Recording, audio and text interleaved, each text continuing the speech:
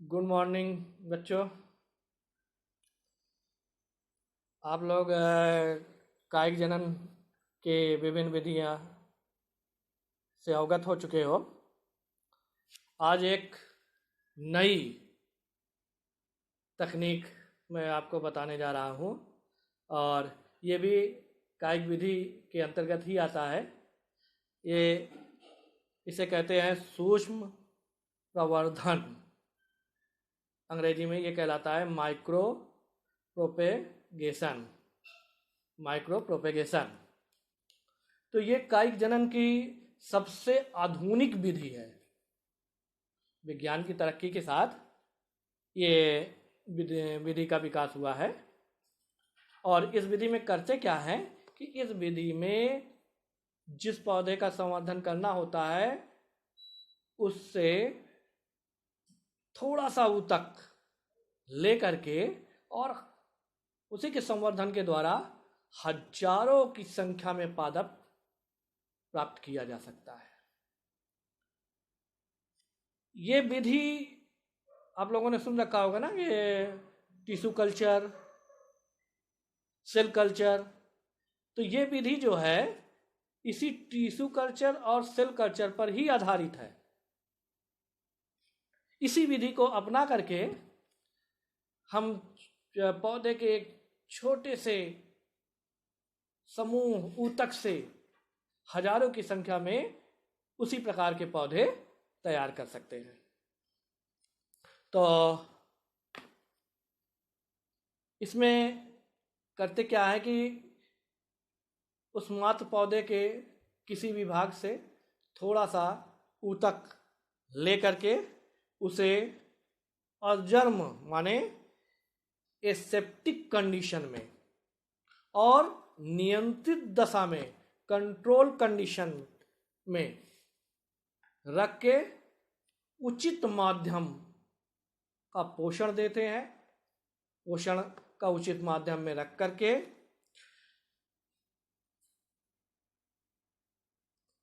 इसका संवर्धन कराते हैं। तो कोशिकाएं पोषण को अवशोषित करके विभाजित होती है और ऊतक या उस कोशिका से कोशिकाओं का समूह बन जाता है। उस समूह को माने कोशिका के उस गुच्छ को कैलस कहते हैं। कोशिकाओं के उस गुच्छ को कैलस कहते हैं। और फिर उस कैलस से थोड़ी सी कोशिका निकाल करके उसे संवर्धन माध्यम में रखते हैं और फिर वो कोशिकाएं विभाजित होती है और विभाजित होकर के एक शिशु पौधा बनाता है। उस शिशु पौधे को फिर हम जो है स्थानांतरित करके कहीं भी लगा करके नया पौधा तैयार कर लेते हैं। इस विधि में जो कैलस तैयार होता है उसका उपयोग हम लोग काफी दिनों तक और काफी पौधों के बहुत बड़ी संख्या में पौधों के उत्पन्न होने में उसी कैलस का प्रयोग करते रहते हैं। यानी लंबे समय तक एक बार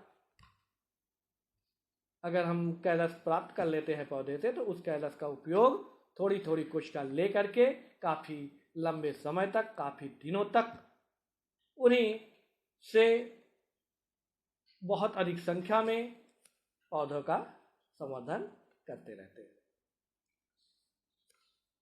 अब जब हम ये जान चुके हैं कि सूक्ष्म प्रवर्धन क्या होता है, टिश्यू कल्चर पे जो आधारित है, तो हम ये कराते क्यों हैं, अर्थात इसमें हमें लाभ क्या है।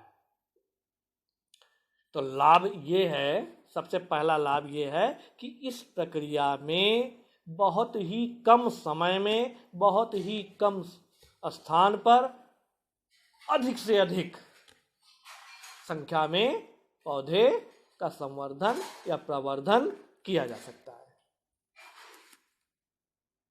ठीक। फिर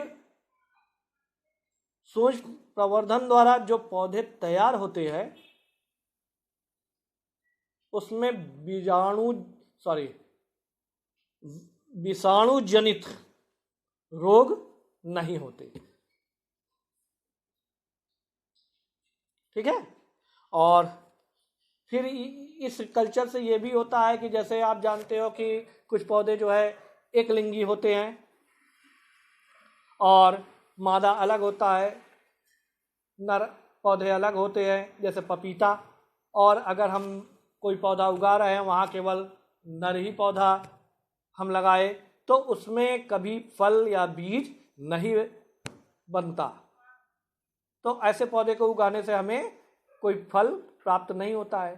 तो इस विधि में केवल हम लोग मादा पौधे का ही संवर्धन करते हैं और मादा पौधा ही उगाते हैं, जिससे हमें फल भी प्राप्त होता है। वही उदाहरण जैसे पपीता का केवल मादा पौधे के किसी भाग से ऊतक ले करके उसका कल्चर करेंगे, उससे कैलस प्राप्त करेंगे और फिर उस कैलस के द्वारा नए पौधे तैयार करेंगे, केवल मादा पौधे तैयार करेंगे।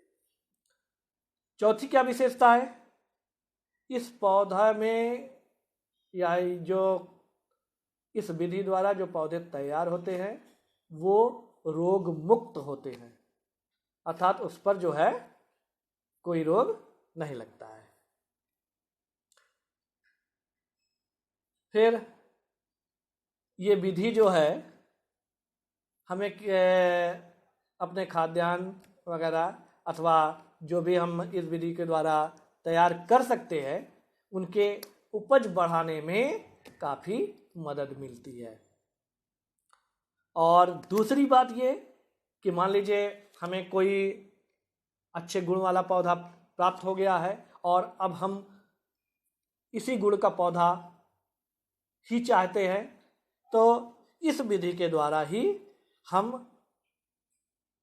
उस पौधे का संवर्धन कर सकते हैं, क्योंकि प्रकृति में जो स्वतः उगते हैं तो उस पर काफ़ी जेनेटिक परिवर्तन होता चला जाता है, लेकिन इस पौधे के द्वारा उसी गुण वाले यानी उसी आनुवंशिक संरचना वाले पौधे ही तैयार होते हैं। ठीक, तो ये भी विशेषता। अब अगर हम सूक्ष्म प्रवर्धन यानी माइक्रो प्रोपेगेशन की पद की बात करें तो सूक्ष्म प्रवर्धन के 4 पद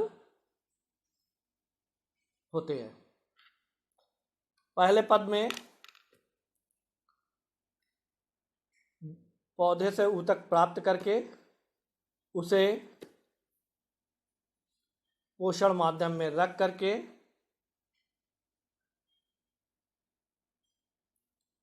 कैलस का विकास करेंगे। प्रथम स्टेप हो गया ये पौधे माइक्रो प्रोपेगेशन का प्रथम स्टेप। दूसरे स्टेप में अब इस कैलस से लेकर के इसे हार्मोन युक्त पोषण माध्यम में रखेंगे, हार्मोन युक्त पोषण माध्यम में रखेंगे। तो उस कैलस से कोशिका विभाजन करेगी और कोशिका विभाजित होकर के उस पौधे का जिसका हम प्रवर्धन कर रहे हैं उसकी छोटी शाखा, कली, शाखा, पत्ती का विकास होता है। दूसरा स्टेप यानी कि दूसरे स्टेप में कैलस से शिशु पौधे का विकास करेंगे हार्मोन युक्त पोषण माध्यम में रखकर। तीसरे स्टेप में इस शिशु को, इस कली को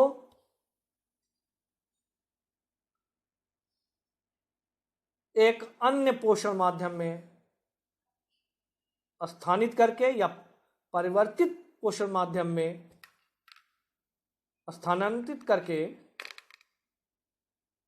इसमें जड़ का विकास कर लेते हैं और इस तरह से प्लांटलेट यानी शिशु पौधा बन जाता है। ये तीसरे स्टेप में क्या हुआ कि सेकेंड स्टेप में जो कलिकाएं और छोटी शाखा पत्ती का विकास हुआ था, जो जिसमें जड़ अभी नहीं बना है, इसको लेकर के दूसरे पोषण माध्यम में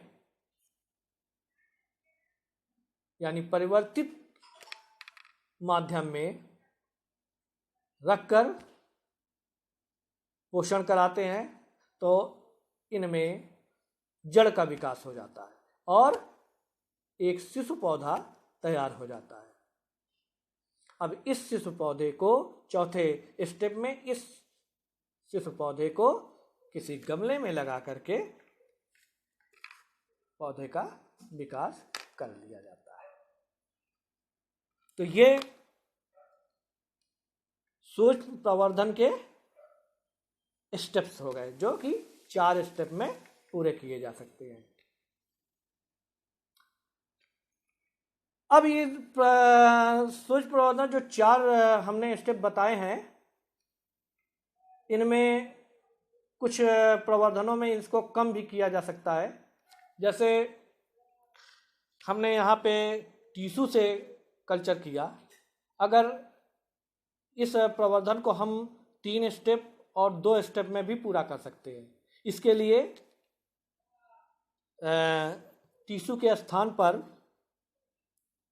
हमें एक कलिका लेना होगा, ठीक है, और इसको जो है उचित माध्यम में रख करके यानी हार्मोन युक्त माध्यम में रख करके इसका विकास करेंगे कलिका को, और कलिका से फिर पेड़ माने शाखा और पत्तियां निकल आएंगी और फिर इसको जो है दूसरे पोषण युक्त माध्यम में रख करके जड़ का विकास कर लेते हैं दूसरे स्टेप में, और फिर इसके बाद तीसरे स्टेप में एक शिशु पौधा तैयार हो जाएगा दूसरे स्टेप में, और इसे फिर गमले में लगा करके पौधा तैयार कर ले जाता है। ये तीसरे माध्यम का हो जाता है। ये एक छोटे कली वाले से विकसित हुआ। इसी प्रकार से 2 स्टेप में भी किसी पौधे से तैयार, जिस पौधे का संवर्धन करता है उसकी एक विकसित शाखा ले लेते हैं और उस शाखा को उस परिवर्तित माध्यम में रख करके पोषण कराते हैं, जिससे इनमें उस शाखा के में जड़ उत्पन्न हो जाती है, शिशु पौधा तैयार हो जाता है और फिर इस पौधे को गमले में लगा करके पौधा तैयार कर लेते हैं। ठीक बच्चा, तो ये था सूक्ष्म प्रवर्धन अर्थात माइक्रो प्रोपेगेशन।